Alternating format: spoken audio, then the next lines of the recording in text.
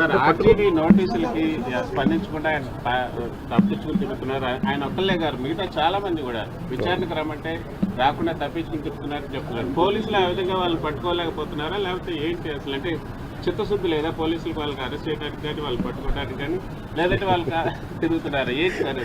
Let the police do their job, let me do my job. నా పని నేను చేసుకున్నాను, వాళ్ళ పని వాళ్ళు చేయాలి కదా. గత గవర్నమెంట్ లో అయితే ఎక్కడున్నా పట్టుకొచ్చేవాళ్ళు, అవునా? మాత్రం పోలీసులు చెప్తున్నారు వాళ్ళు ఢిల్లీ నుంచి కూడా పట్టుకెళ్ళిన సందర్భాలు ఉన్నాయి. అలా అనిపించట్లేదా ఇప్పుడు?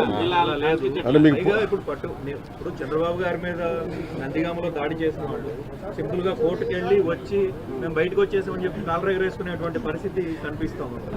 సో ఎట్లా అంటే నేను ఒకటి లా అండ్ ఆర్డర్ హోమ్ నేను చేయట్లేదు.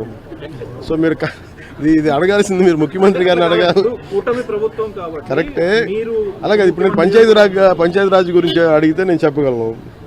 కొన్ని ఇది మా ఇంటర్నల్గా ఏం జరుగుతుందో ఒకసారి మీరు చెప్పినవన్నీ ఖచ్చితంగా నేనే దాన్ని తప్పించుకోవట్లేదు కదా.